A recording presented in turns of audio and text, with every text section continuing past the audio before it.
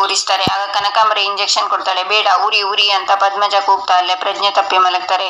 ದೇವಿ ಏನ್ ಮಾಡೋದು ಇವಾಗ ಅಂತಾರೆ ಕನಕಾಂಬರಿ. ಇನ್ನೇನು ಸಮಸ್ಯೆ ಇಲ್ಲಮ್ಮ, ಬೆಳಿಗ್ಗೆವರೆಗೂ ದೇವಿ ದೊಡ್ಡಮ್ಮ ಹೇಳಲ್ಲ ಅಂತಾಳೆ ದೇವಿ. ದೇವಿ, ನಾನು ಮಾತಾಡ್ತಿರೋದು ಆಸ್ತಿ ಬಗ್ಗೆ, ಈ ವೇಸ್ಟ್ ಲಗೇಜ್ ಬಗ್ಗೆ ಅಲ್ಲ. ನಿಮ್ಮ ಅಪ್ಪನ್ನ ಇವರು ಸಾಯಿಸಿದಾಗ ಕಾಂಪನ್ಸೇಷನ್ ಅಂತ ಏನಾದ್ರೂ ಕೊಡ್ತಾರೆ ಅನ್ಕೊಂಡೆ, ಆದ್ರೆ ನಿಮ್ ದೊಡ್ಡಪ್ಪ ಜಗದೀಶ್ ಚಂದ್ರ ಬಿಡಿಗಾಸು ಬಿಟ್ಟಿಲ್ಲ.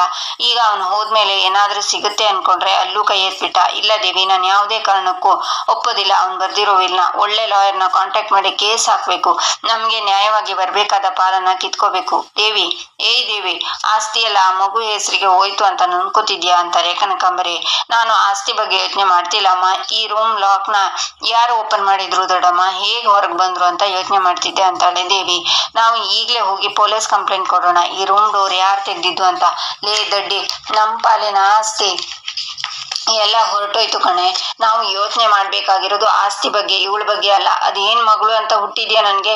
ಯಾವಾಗ ನೋಡಿದ್ರು ದೊಡ್ಡಮ್ಮ ದೊಡ್ಡಪ್ಪ ಅನ್ಕೊಂಡು ಇಲ್ಲಿ ನಿನ್ನ ಹೆತ್ತ ತಾಯಿ ಒಂಟಿಯಾಗಿ ನಿನ್ಗೋಸ್ಕರ ಹೋರಾಟ ಮಾಡ್ತಿದ್ದಾಳೆ. ಅದು ನಿನ್ ಕಣ್ಣಿಗೆ ಕಾಣಿಸ್ತಿಲ್ಲ ಅಲ್ವಾ? ಅದೇನ್ ಮಗಳು ಅಂತ ಹುಟ್ಟಿದ್ಯೋ ನನ್ಗೆ ಅಂತ ಕನಕಾಂಬರಿ ಹೋಗ್ತಾರೆ. ಈಚೆ ಜೀವ ಯೋಚನೆ ಮಾಡ್ತಾ ನಿಂತಿರುವಾಗ ರಚನಾ ಬಂದು ಜೀವ ಅಂತ ಅವನ ಕೈನೆಲ್ಲ ಪದ್ಮಜಾಗಿರೋದನ್ನ ನೋಡಿ, ಬನ್ನಿ ಆಯಿಂಟ್ಮೆಂಟ್ ಹಚ್ತೀನಿ, ಇಲ್ಲ ಅಂದ್ರೆ ಸಪ್ಟಿಕ್ ಆಗುತ್ತೆ ಅಂತಾಳೆ. ಎಷ್ಟೋ ವರ್ಷದ ನಂತರ ಅಮ್ಮ ನನ್ನ ಮುಟ್ಟಿದ್ದಾರೆ. ಆ ಟಚ್, ಆ ಫೀಲ್ ಏನೋ ಒಂಥರ ಸಂತೋಷ ಕೊಡ್ತಿದೆ. ಇದು ಗಾಯ ಅಲ್ಲ, ಅಮ್ಮನ ಕಾಣಿಕೆ. ನಾನು ಅನುಭವಿಸಿರೋ ನೋವಿಗೆ ಅವ್ರು ಹಚ್ಚಿರೋ ಔಷಧಿ ಇದು. ಹೀಗೆ ಇರ್ಲಿ ಅಂತಾನೆ ಜೀವ. ಅವ್ರು ನಿಮ್ಗೆ ಶಾಪ ಹಾಕಿದ್ರಲ್ಲ ಜೀವ ಅಂತಾಳೆ ರಚನಾ. ನನ್ನ ಪಾಲಿಗೆ ಅದು ಶಾಪ ಅಲ್ಲ, ವರ. ನನ್ ಮುಖನೇ ನೋಡಲ್ಲ ಅಂತಿದ್ದ ನನ್ನಮ್ಮ ಇವತ್ತು ನನ್ನ ಮಾತಾಡ್ಸಿದ್ರು, ಮೈ ತಡವಿದ್ರು. ರಚನಾ, ಅಮ್ಮ ನನ್ಗೆ ಹತ್ರ ಆಗ್ತಿದ್ದಾರೆ ಅಂತಾನೆ ಜೀವ. ಆಗ ಭರಣ್ ಬಂದು, ಪದ್ಮಜ ನಿನ್ಗೆ ಇನ್ನು ಹತ್ರ ಆಗ್ಬೇಕು, ರಚನಾ ನೀನು ಸೇರ್ಕೊಂಡು ಅವಳನ್ನ ಸರಿ ಮಾಡ್ಬೇಕು ಅನ್ನೋದಾದ್ರೆ ಜಗದೀಶ್ ಚಂದ್ರ ಬರ್ದಿಟ್ಟಿರೋ ವಿಲ್ನ ನೀನು ಒಪ್ಕೊಳ್ಳೇಬೇಕು ಅಂತಾರೆ. ಅದಕ್ಕೂ ಇದಕ್ಕೂ ಏನ್ ಸಂಬಂಧ ಅಂಕಲ್? ಮನೆಯಲ್ಲಿ ಇಷ್ಟು ಜನ ಇದ್ರು, ಅವ್ರು ಯಾಕೆ ಈಗ ಆಗಿದ್ದಾರೆ? ಅವರಿಗೆ ಏನ್ ಸಮಸ್ಯೆ ಆಗ್ತಿದೆ ಅಂತಾನೆ ಜೀವ. ಅದನ್ನ ನೀನು ರಚನಾ ಪತ್ತೆ ಹಚ್ಬೇಕು. ಸಂಜೀವ ಜಗದೀಶ ಎಲ್ಲಾ ವಿಷಯನೂ ನನ್ನ ಹತ್ರ ಶೇರ್ ಮಾಡ್ತಿದ್ದ, ಆದ್ರೆ ಪದ್ಮಜಳ ವಿಷಯ ಮಾತ್ರ ಮುಚ್ಚಿಟ್ಬಿಟ್ಟಿದ್ದ. ಅದ್ರ ಹಿಂದೆ ಅವನಿಗೆ ಯಾವ ಭಯ ಇತ್ತು ನನಗೂ ಗೊತ್ತಿಲ್ಲ ಸಂಜೀವ. ಆದ್ರೆ ಒಂದ್ ಹಿಟ್ ಅಂತೂ ಜಗದೀಶ ಕೊಟ್ಟಿದ್ದ, ನನ್ಗೆ ನನ್ನ ಹೆಂಡತಿ ಅಪಾಯದಲ್ಲಿದ್ದಾಳೆ ಅಂತ ಅಂತಾರೆ ಭರಣ್. ಅವರು ನಮ್ಗೆ ಕಳಿಸಿರೋ ವಿಡಿಯೋದಲ್ಲೂ ಅವ್ರು ಅದನ್ನೇ ಹೇಳಿದ್ರು ಅಂಕಲ್ ಅಂತಾಳೆ ರಚನಾ. ನೀವೇ ಕಣ್ಣಾರೆ ನೋಡಿದ್ರಲ್ಲ ಪದ್ಮಜ ಹೇಗಿದ್ದವಳು, ಹೇಗಾಗಿದ್ದಾಳೆ ಅಂತ.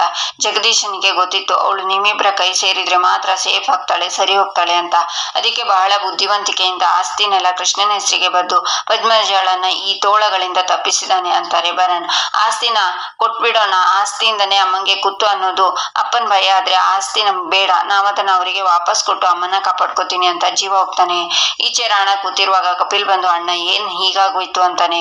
ಏನ್ ಮಾಡೋದು ಕಪ್ಪು, ನಮ್ಗೆ ಗೊತ್ತೇ ಆಗ್ತಿಲ್ಲ. ಅಪ್ಪ ಎಲ್ಲ ಆಸ್ತಿನೂ ಅಮ್ಮನ ಹೆಸರಿಗೆ ಮಾಡಿರ್ತಾರೆ, ಅದನ್ನ ಈಸಿಯಾಗಿ ನನ್ನ ಹೆಸರಿಗೆ ಮಾಡ್ಕೋಬಹುದು ಅಂತ ಹೇಳಿ ಪ್ಲಾನ್ ಮಾಡಿದ್ದೆ. ಆ ಸಂಜೀವನ ಅಮ್ಮನ ಕೈಯಿಂದಲೇ ಅವ್ನ ಕೊರಳ್ಪಟ್ಟಿ ಹಿಡ್ಕೊಂಡು ಮನೆಯಿಂದ ಹೊರಗೆ ಹಾಕ್ಸೋಣ ಅಂತ ಸ್ಕೆಚ್ ಹಾಕಿದ್ದೆ. ಅದಕ್ಕೆ ನನ್ನ ಹತ್ರ ಇದ್ದ ಸೀಕ್ರೆಟ್ ಕೀಯಿಂದ ಅಮ್ಮನ ಡೋರ್ನ ಓಪನ್ ಮಾಡಿಟ್ಟಿದ್ದೆ. ಆದ್ರೆ ಇಲ್ಲಿ ಎಲ್ಲ ಉಲ್ಟಾ ಆಗೋಯ್ತು ಕಪ್ಪು. ನಮ್ಮ ಅಪ್ಪ ಔಟ್ ಆಫ್ ದ ಬಾಕ್ಸ್ ಯೋಚನೆ ಮಾಡಿ ಎಲ್ಲ ಆಸ್ತಿನೂ ಆ ಸಂಜೀವನ್ ಮಗಳ ಹೆಸರಿಗೆ ಮಾಡ್ಬಿಟ್ಟಿದ್ದಾನಲ್ಲೋ ಅಂತಾನೆ ರಾಣ.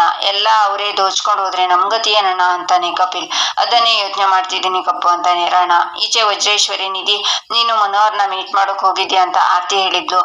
ಅವ್ನು ನಿನ್ ಜೊತೆ ಇದ್ದಾನೆ ಅಂತ ನನ್ಗೆ ಗೊತ್ತು. ಪ್ಲೀಸ್ ನನ್ಗೆ ಮನೋಹರ್ ಜೊತೆ ಮಾತಾಡ್ಬೇಕು, ಅವನಿಗೆ ಫೋನ್ ಕೊಡು, ನನ್ನ ಹತ್ರ ಮಾತಾಡೋದಿಕ್ಕೆ ಹೇಳು ಅಂತಾಳೆ ನಿಧಿ. ದೊಡ್ಡಪ್ಪ, ವಜ್ರೇಶ್ವರಿ ದೊಡ್ಡಮ್ಮ ನಿಮ್ಮ ಹತ್ರ ಮಾತಾಡ್ಬೇಕಂತೆ ಅಂತಾಳೆ. ಮಾತಾಡಿ ಇನ್ಯಾರ್ ಸುಖನ ಹಾಳು ಮಾಡ್ಬೇಕು ಅಂತಿದ್ದಾಳವಳು. ಆ ರಾಕ್ಷಸಿ ಜೊತೆ ನಾನು ಮಾತಾಡಲ್ಲ ಅಂತಾರೆ ಮನೋಹರ್. ನಿಮ್ ಜೊತೆ ಮಾತಾಡ್ಲೇಬೇಕು ಅಂತ ರಿಕ್ವೆಸ್ಟ್ ಮಾಡ್ಕೋತಿದ್ದಾರೆ ದೊಡ್ಡಪ್ಪ, ಪ್ಲೀಸ್ ನನ್ಗೋಸ್ಕರ ಮಾತಾಡಿ ಅಂತ ನಿಧಿ ಫೋನ್ನ ಕೊಡ್ತಾಳೆ. ಹಲೋ ಅಂತಾರೆ ಮನೋಹರ್, ಮನೆ ಬಿಟ್ಟು ಯಾಕೆ ಹೋದೆ ನೀನು, ಎಲ್ಲಿದ್ದೀಯ ನೀನು ಅಂತಾಳೆ ವಜ್ರೇಶ್ವರಿ. ಯಾಕೆ ಎಲ್ಲಿದ್ದೀನಿ ಅಂತ ಗೊತ್ತಾದ್ರೆ ನೀನ್ ಕಡೆ ರೌಡಿಗಳನ್ನ ಕಳಿಸಿ ನನ್ನ ಕತೆನ ಮುಗಿಸ್ಬಿಡೋಣ ಅಂತನಾ ಅಂತಾರೆ ಮನೋಹರ್. ಇಲ್ಲ ಮನೋಹರ್, ನೀನು ನಾನು ಮುಂಚಿನ ತರ ಇಲ್ಲ. ನನ್ನ ತಪ್ಪನ್ನ ತಿದ್ಕೊಂಡು ಬದಲಾಗಿದ್ದೀನಿ. ನನಗೀಗ ಯಾರ ಮೇಲೂ ಕೋಪ ಇಲ್ಲ, ದ್ವೇಷ ಇಲ್ಲ.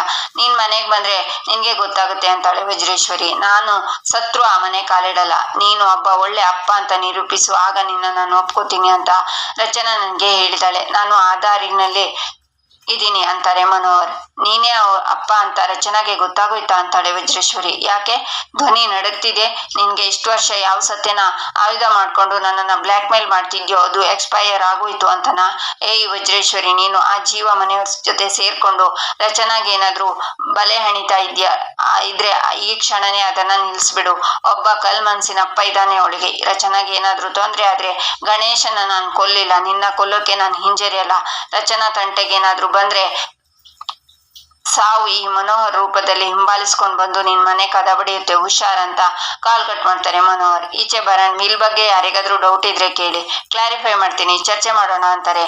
ಆಸ್ತಿನಲ್ಲಿ ಬಿಡಿ ಕಾಸು ಬರ್ದಿಲ್ಲ ಆ ಯಪ್ಪ, ಏನಂತ ಚರ್ಚೆ ಮಾಡ್ತೀರಾ ಭರಣ್ ಅವರೇ ಅಂತಾರೆ ಕನಕಾಂಬರಿ. ನೀವೇ ದೇವ್ವ ಅಂತ ಇಷ್ಟು ವರ್ಷ ನಾವೆಲ್ಲ ನಮ್ಮ ಭಾವನ ಹಿಂದೆ ನಿಂತಿದ್ದಕ್ಕೆ ನಮ್ಮ ತಲೆ ಮೇಲೆ ಸರಿಯಾಗಿ ಕಾರ ಅರ್ದು ಬಿಟ್ರು. ನಮ್ಗೆ ಸಿಗುವ ಅರ್ಧ ಎಕರೆಲಿ ರಾಗಿ ಬೆಳೆಯೋದು ಭತ್ತ ಬೆಳೆಯೋದು ಅಂತ ಯೋಚನೆ ಮಾಡ್ಬೇಕಷ್ಟೇ, ಭವಿಷ್ಯ ಇಲ್ಲ ನಮ್ಗೆ ಅಂತಾರೆ ಭಾಮಿನಿ. ಚಿಕ್ಕಮ್ಮ, ನೀವ್ಯಾರು ನಿಮ್ ಭವಿಷ್ಯದ ಬಗ್ಗೆ ಚಿಂತೆ ಮಾಡ್ಬೇಡಿ. ಅಪ್ಪ ಯಾವ ಉದ್ದೇಶ ಇಟ್ಕೊಂಡು ಈ ರೀತಿ ವಿಲ್ ಬರ್ದಿದ್ದಾರೆ ಅಂತ ನನ್ಗೆ ಅರ್ಥ ಆಗ್ತಿಲ್ಲ. ಆದ್ರೂ ನಿಮ್ ವಿಷಯದಲ್ಲಿ ಇದು ಅನ್ಯಾಯ ಅಂತಾನೆ ನನ್ ಭಾವನೆ ಅಂತಾನೆ ಜೀವ. ಭಾವನೆಯಿಂದ ಹೊರಗಡೆ ಬಂದು ಬೊನ್ನು ಸಿಗಲ್ಲ ಬ್ರೋ ಅಂತಾನೆ ರಾಣ. ಗೊತ್ತಿದೆ, ಅದಕ್ಕೆ ಆಸ್ತಿನೆಲ್ಲ ವಾಪಸ್ಸು ನಿಮ್ಮ ಹೆಸರಿಗೆ ಬರೆದ್ಕೊಡ್ಬೇಕು ಅಂತ ನಾನು ನಿರ್ಧಾರ ಮಾಡಿದ್ದೀನಿ ಅಂತಾನೆ ಜೀವ. ಚೆನ್ನಾಗಿದೆ ಜೀವ, ಕಾಮಿಡಿ. ಇಡೀ ಆಸ್ತಿಗೆ ನಿನ್ ಮಗಳು ಓನರ್, ಅದಕ್ಕೆ ಗಾರ್ಡಿಯನ್ ನಿನ್ನ ಹೆಂಡತಿ. ನಿನ್ಗೊಂದು ವಿಷಯ ಗೊತ್ತಾ? ನಿಮ್ಮಪ್ಪ ನಿನ್ನ ಹೆಸರಿಗೂ ಬಿಡಿಗಾಸ್ ಬರ್ದಿಲ್ಲ. ನೀನು ನಮ್ ತರ ಅಂತದ್ರಲ್ಲಿ ನೀನು ಇಡೀ ಆಸ್ತಿನ ನಮ್ಮೆಲ್ಲರ ಹೆಸರಿಗೆ ಬರೀತೀಯಾ ಅಂತಾರೆ ಕನಕಾಂಬರಿ. ಗಾರ್ಡಿಯನ್ ಆಗಿರೋ ರಚನಾ ಆಸ್ತಿನೆಲ್ಲ ನಿಮ್ಗೆ ಬರ್ದ್ಕೊಡ್ತಾರೆ ಅಂತಾನೆ ಜೀವ. ಸಂಜೀವ, ತಲೆ ಕೆಟ್ಟಿದೆ ನಿನ್ಗೆ. ಇಮೋಷನಲ್ ಆಗಿ ಕಾಮನ್ ಸೆನ್ಸ್ ನ ಕಳ್ಕೊಂಡ್ಬಿಟ್ಟಿದ್ಯಾ ನೋಡು. ನಮ್ಮಣ್ಣ ಈ ರೀತಿ ವಿಲ್ ಮಾಡಿದ್ದಾರೆ ಅಂದ್ರೆ ಅದಕ್ಕೆ ಯಾವುದೋ ಒಂದು ಬಲವಾದ ಉದ್ದೇಶ ಇದ್ದೇ ಇರುತ್ತೆ ಅಂತಾರೆ ಈಶ್ವರ್ ಚಂದ್ರ. ಅಯ್ಯೋ, ನಿಮ್ ಉದ್ದೇಶಕ್ಕೆ ಉಪ್ಪಿನಕಾಯಿ ಹಾಕ, ಸುಮ್ನೆ ಇರ್ರಿ, ನಿಮ್ಗೇನು ಗೊತ್ತಾಗಲ್ಲ. ಸಂಜೀವ, ನೀನ್ ಹೇಳಪ್ಪ, ರಚನಾ ಆಸ್ತಿನೆಲ್ಲ ನಮ್ಗೆ ಬಿಡ್ತಾಳ ಅಂತಾರೆ ಭಾಮಿನಿ. ಗಂಡನ್ನ ಮಾತ್ ಕೇಳೋದು ಹೆಂಡತಿ ಕರ್ತವ್ಯ. ಸಂಜೀವ ಹೇಳ್ದ ಅಂದ್ರೆ ರಚನಾ ಬರ್ದ್ಕೊಟ್ಬಿಡ್ತಾಳೆ ಅಲ್ವಮ್ಮ ರಚನಾ ಅಂತಾರೆ ಕನಕಾಂಬರಿ. ಸೂಪರ್ ಸ್ಟಾರ್, ಏನು ಮಾತಾಡ್ತಾನೆ ಇಲ್ವಲ್ಲ, ಸೈಲೆಂಟ್ ಆಗಿ ಕೂತಿದ್ದೀರಾ ಅಂತಾನೆ ಕಪಿಲ್. ನಾನು ಹೇಳಿದ್ರೆ ಇವ್ರು ಬರ್ದ್ಕೊಡ್ತಾರೆ ಅಂತಾನೆ ಜೀವ. ಮತ್ತೆ ಹೇಳು ಅಂತಾನೆ ರಾಣ. ರಚನಾ, ನಮ್ಗೆ ಈ ಆಸ್ತಿ ಏನು ಬೇಕಾಗಿಲ್ಲ, ನಮ್ಗೆ ಮುಖ್ಯವಾದ ಗುರಿ ನಮ್ಮ ಅಮ್ಮ ಮಾತ್ರ. ಆಸ್ತಿನೆಲ್ಲ ಬರ್ದ್ಬಿಟ್ಕೊಡ್ರಿ ಅಂತಾನೆ ಜೀವ. ನಾನ್ ಬರ್ದ್ಕೊಡಲ್ಲ, ಮಾವನ ಆಸೆಗೆ ವಿರುದ್ಧವಾಗಿ ನಡೆದುಕೊಳ್ಳಲ್ಲ, ನಾನು ಆಸ್ತಿನ ಯಾರಿಗೂ ಬರ್ದ್ಕೊಡಲ್ಲ ಅಂತ ರಚನಾ ಅಲ್ಲಿಂದ ಹೋಗ್ತಾಳೆ. ನಾನು ಈಗ ಬಂದೆ ಅಂತ ಜೀವ ರಚನಾ ಹಿಂದೆ ಬರ್ತಾನೆ. ಬೇಬಿ ಅಂತ ಕೃಷ್ಣ ಜೀವನ್ ಹಿಂದೆನೆ ಬರ್ತಾಳೆ. ಆಗ ಬಾಲ ಬಂದು ಕೃಷ್ಣ ಅಂತ ಕರೀತಾ, ಜೀವ ನೀನ್ ಹೋಗು ಅಂತಾನೆ. ಜೀವ ಹೋಗ್ತಾನೆ. ಅವರಿಬ್ರು ಮಾತಾಡೋಕ್ ಹೋಗ್ತಿದ್ದಾರೆ. ನೀನ್ ಹೋದ್ರೆ ಡಿಸ್ಟರ್ಬ್ ಆಗುತ್ತೆ ಅಂತಾನೆ ಬಾಲ. ಅವ್ರು ಮಾತಾಡೋಕ್ ಹೋಗ್ತಿಲ್ಲ, ಜಗಳ ಮಾಡೋಕ್ ಹೋಗ್ತಿದ್ದಾರೆ. ಬೇಬಿ ಹೇಳಿದ ಮಾತನ್ನ ಅವ್ರು ಕೇಳಲಿಲ್ವಲ್ಲ, ಅದಕ್ಕೆ ಅವ್ರ ಜೊತೆ ಜಗಳ ಆಡೋಕೆ ಹೋಗ್ತಿದ್ದಾರೆ. ನಾವು ಹೋಗಿ ತಡೆಯೋಣ ಬಾಲಮಮ್ಮ ಅಂತಾಳೆ ಕೃಷ್ಣ. ಕೆಲವೊಂದು ಸೂಕ್ಷ್ಮಗಳು ಈ ವಯಸ್ಸಿನಲ್ಲಿ ನಿನ್ಗೆ ಅರ್ಥ ಆಗಲ್ಲಮ್ಮ. ಗಂಡ ಹೆಂಡತಿ ಅಂದ್ಮೇಲೆ ಮುನಿಸು ಮುದ್ದು ಎಲ್ಲ ಇರತ್ತೆ. ನೀನ್ ಬಾ ಅಂತ ಹೇಳ್ತಾನೆ ಬಾಲ. ನಾವು ಈ ಮನೆಗ್ ಬರ್ಲೇಬಾರ್ದಿತ್ತು ಬಾಲಮಮ್ಮ. ನಮ್ಮ ಹಳೆ ಮನೆನೇ ಚೆನ್ನಾಗಿತ್ತು, ಅಪ್ಪ ಅಮ್ಮ ಇಬ್ರು ಹ್ಯಾಪಿ ಆಗಿದ್ರು. ಇಲ್ಲಿಗೆ ಬಂದ್ಮೇಲೆ ಬರೀ ಟೆನ್ಷನ್ ಅಂತಾಳೆ ಕೃಷ್ಣ. ಹಾಗೆಲ್ಲ ಏನಿಲ್ಲ, ಹೊಸ ಜಾಗ ಹೊಸ ಜನ, ಅಡ್ಜಸ್ಟ್ ಆಗೋಕ್ ಸ್ವಲ್ಪ ದಿನ ಹಿಡಿಯುತ್ತೆ, ಎಲ್ಲ ಸರಿ ಹೋಗುತ್ತೆ, ನೀನೇನು ಉರಿ ಮಾಡ್ಕೋಬೇಡ ಬಾ ಅಂತ ಬಾಲಕೃಷ್ಣನ ಕರ್ಕೊಂಡು ಹೋಗ್ತಾನೆ. ಈಚೆ ರಚನಾ ರೂಮಿಗೆ ಬರ್ತಾಳೆ. ರಚನಾ, ಆಸ್ತಿನೆಲ್ಲ ಬರ್ದ್ಕೊಡು ಅಂದ್ರೆ ಯಾಕಾಗಲ್ಲ ಅಂದ್ರಿ ಅಂತಾನೆ ಜೀವ. ನಾನು ನಿಮ್ಗೆ ಮೊದ್ಲೇ ಹೇಳಿದ್ನಲ್ವಾ ಆಸ್ತಿ ಬಂದ್ರೆ ಬಿಡ್ಬೇಡಿ ಅಂತ ಅಂತಾಳೆ ರಚನಾ. ನಾನು ಮುಂಚೆ ಹೇಳಿದ್ನಲ್ಲ ನಮ್ಗೇನು ಬೇಡ ಅಂತ ಅಂತಾನೆ ಜೀವ. ನಿಮ್ಗೆ ಬೇಡ ಅಂದ್ರೆ ನೀವು ಬಿಟ್ಬಿಡಿ, ನನ್ಗೆ ಬಂದಿದ್ದನ್ನ ನಾನು ಇಟ್ಕೋತೀನಿ, ಇನ್ ಇದ್ರ ಬಗ್ಗೆ ಚರ್ಚೆ ಬೇಡ ಜೀವ ಅಂತಾಳೆ ರಚನಾ. ಏನ್ರಿ ಮಾತಾಡ್ತಿದ್ದೀರಾ ನೀವು? ಅಲ್ಲಿಗೆ ಆಸ್ತಿ ಮೇಲೆ ನಿಮ್ಗೂ ಆಸೆ ಬಂದ್ಬಿಡ್ತಾ ಅಂತಾನೆ ಜೀವ. ಎದೆ ಮುಟ್ಕೊಂಡು ಹೇಳಿ, ನಾನು ಹಣ ಆಸ್ತಿಗೆ ಆಸೆ ಪಡೋಳು ಅಂತ ಅಂತಾಳೆ ರಚನಾ. ಇಲ್ಲ, ಆದ್ರೂ ಯಾಕೋ ಬೇಕು ಅಂತಿದ್ದೀರಾ? ರಾಣಾಗೆ ಬರ್ದ್ಕೊಟ್ಬಿಡಿ, ನಮಗೂ ಅವನಿಗೂ ಇರೋ ಇಶ್ಯೂ ಮುಗ್ದೋಗುತ್ತೆ ಅಂತಾನೆ ಜೀವ. ಒಂದ್ ವೇಳೆ ರಾಣಾಗೆ ಬರ್ದ್ಕೊಟ್ಬಿಟ್ರೆ ಏನಾಗುತ್ತೆ ಗೊತ್ತಾ?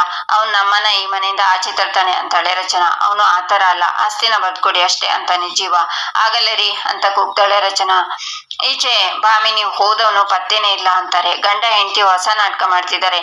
ನಾನ್ ಕೊಡ್ತೀನಿ ಅಂತೀನಿ, ನೀನ್ ಕೊಡಲ್ಲ ಅನ್ನೋ ಒಟ್ನಲ್ಲಿ ನಾವೆಲ್ಲ ಮೂರ್ಖರಾಗ್ಬೇಕು ಅನ್ನೋದು ಅವರು ಸ್ಕೀಮ್. ಅವನು ವಾಪಸ್ ಬರಲ್ಲ, ಆಸ್ತಿ ನಮ್ಗೆ ಸಿಗಲ್ಲ ಅಂತಾರೆ ಕನಕಾಂಬರಿ. ಈ ವಿಲ್ ಇದ್ರೆ ತಾನೇ ದೊಡ್ಡಮ್ಮ ಇವ್ರ ಆಟಗಳು, ಅದೇ ಇಲ್ಲ ಅಂದ್ರೆ ಅಂತಾನೆ ಕಪಿಲ್. ಈಚೆ ರಚನಾ, ಮಾವನವರು ನಮ್ಗೇನ್ ಬರ್ದ್ಕೊಟ್ಟಿದಾರೋ ಅದು ನಮ್ಗೇನೆ ಅಂತಾಳೆ. ಇದು ಅಪ್ಪನ್ ಕಷ್ಟ, ಹಗಲು ರಾತ್ರಿ ದುಡ್ದು ಗಳಿಸಿರೋದು, ಇದ್ರ ಮೇಲೆ ನಮ್ಗೆ ಯಾವ ಹಕ್ಕು ಇಲ್ಲ ಅಂತಾನೆ ಜೀವ. ಮತ್ತೆ ರಾಣಾಗೆ ಹೇಗೆ ಹಕ್ಕು ಬರುತ್ತೆ?